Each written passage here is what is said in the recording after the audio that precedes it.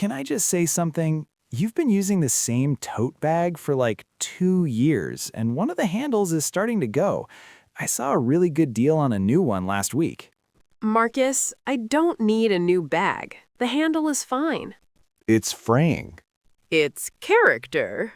That is the most Kayla response you could have given.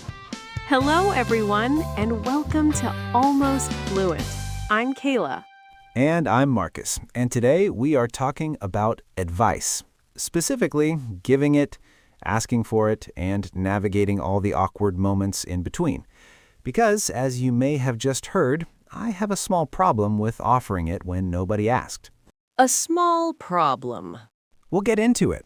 We're going to cover how to offer advice without it landing badly, what to say when someone just wants to vent and doesn't actually want your opinion, and how to ask for advice in a way that gets you a genuinely useful answer. All in natural American English. All the phrases you actually need. Let's start with something that I think trips a lot of people up. The difference between someone telling you about a problem and someone asking for your help with it. Because those are not the same thing. And I have historically treated them as the same thing. You have, very enthusiastically. If someone tells me something went wrong, my instinct is to go straight into fix-it mode. Like, I hear a problem and I immediately start generating solutions. Which is well-intentioned, but can miss what the person actually needs. Sometimes people just need to say something out loud to someone who's listening. They're not looking for a solution. They already know what they need to do, or there isn't one. They just need to feel heard. Which is where I'm not looking for advice, I just need to vent comes in. I've had people say that to me before, and honestly, it used to throw me off a little. Like, wait, you don't want me to help? Because we're conditioned to think that helping means solving. But sometimes the most helpful thing you can do is just listen and acknowledge, not fix. So what do you say when someone says they need to vent? Is there a right response? I'm here. Go ahead. Or, I'm listening. Simple, open, no pressure. And then you actually listen. You don't start problem solving halfway through. You let them finish, and then you might say something like, "That sounds really frustrating," or, "I get why that bothered you." That's what lands. Not have you tried. Definitely not have you tried. Okay, so what about when someone does want advice? How do you offer it without it coming across as preachy or like you think you know better than them? The framing makes a huge difference. There's a big gap between "you should do this" and "have you thought about doing this?" The words are almost the same, but the tone is completely different. You should sounds like a verdict. Exactly. It assumes you know what's right for them, whereas "have you thought about" opens a door rather than pushing through it. You're offering a perspective, not issuing instructions. What are some other ways to phrase it? You might want to consider is a softer version of the same thing. Or one thing that helped me was, that one's useful because you're sharing your own experience rather than telling them what to do. It takes the pressure off. They can take it or leave it. And honestly, if I were you, I use that one a lot. Is that too direct? It depends on how it's delivered. Honestly, if I were you, I'd probably just let it go. Said warmly between friends lands fine. Said with the wrong tone, it can sound like, "I would obviously not have made your mistake." Context and relationship matter. So delivery carries a lot of the meaning. Always. What about unsolicited advice? Because you mentioned earlier that your instinct is to go into fix-it mode. But what do you do when someone gives you advice you didn't ask for? Honestly, I don't mind it most of the time. If someone gives me advice I didn't ask for, I'll usually just take what's useful and let the rest go. I'm not easily offended by it. That's actually a good approach. Most people giving unsolicited advice are doing it because they care, not because they think you're incompetent. How do you handle it? You're pretty particular about how things are done. I've had to work on that. My first instinct used to be to explain why I was already handling it my way, which can come across as defensive even if you don't mean it to. I've learned to just say, thanks, I'll keep that in mind, and mean it genuinely. It closes the loop gracefully without dismissing them. I'll keep that in mind is doing a lot of work there. It's polite and non-committal. You're not agreeing to do anything, you're not arguing, and the conversation can just move on. I genuinely never thought about how useful that phrase was until just now. What about asking for advice? Because that has its own awkwardness, right?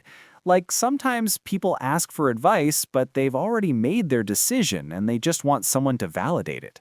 That happens all the time, and if you sense that's what's going on, you don't have to play along with the performance of, well, have you considered the other option if you know they've already decided? Sometimes the kind thing is just to say, it sounds like you know what you want to do. Which is itself a kind of advice. It is. You're affirming their judgment rather than muddying the water. Okay, but when you genuinely want advice, like you actually want someone's honest opinion, how do you ask in a way that gets that? Because sometimes I ask a friend and they just tell me what I want to hear. You have to signal that you're open to an honest answer. What would you actually do is different from, what do you think I should do? Actually signals you want a real answer, not a polite one. Or you can say, I want your honest take before you ask. It gives them permission to be direct. And then you have to actually be ready to hear it. That's the harder part. Asking for honest advice and then getting defensive when it's not what you hoped for is a pattern a lot of people fall into, and it trains the people around you to just tell you what you want to hear next time. Because nobody wants to be the person whose honest answer made you upset. Exactly. If you ask for honesty, receive it graciously, even if it stings a little. That's helpful, thank you, goes a long way, even if you don't end up taking the advice. What about in professional situations, like asking a manager or a mentor for advice? Does the language change? A little. You tend to be more formal and more specific about what you're asking for. I'd love your input on this is a common professional phrase. It's respectful and it signals you value their perspective. Or, I'd appreciate your thoughts on how to approach this. It's asking for guidance without sounding like you have no idea what you're doing. And what about if a manager gives you advice that's actually criticism wrapped up as a suggestion? Like, have you thought about maybe not doing it that way? That's the most diplomatic possible way to say, please stop doing that. I've received several of those. The move there is to take it at face value and respond constructively. You're right, I'll try a different approach, is better than getting into why you did it the way you did. Save the explanation for a separate conversation if it actually matters. Receive it graciously. It's a theme. Before we wrap up, here's something to try in the comments. Think of a situation where you needed advice about something, anything. Then write how you'd ask for it in English. Something like, I'd love your honest take on something. Do you think I should? And then fill in whatever it is. Even one sentence. Just practice the phrasing. It's the kind of thing that sounds simple, but actually takes practice to feel natural in a second language. The comments are a great low-stakes place to try. We do read them. So, giving advice without sounding like you know better than everyone, recognizing when someone needs to vent instead of fix, asking for honest input in a way that actually gets it, and saying, I'll keep that in mind as an exit strategy for situations you didn't sign up for. The thing I'd take away from all of this is that the language around advice is mostly about making the other person feel respected, whether you're giving it or asking for it.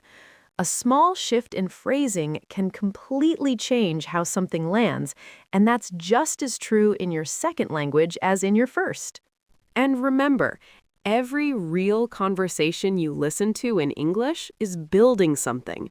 The phrases sink in slowly, and then one day they just come out naturally when you need them. That's the process. You're already in it. She's not wrong. We'll see you in the next episode. See you next time on Almost Fluent.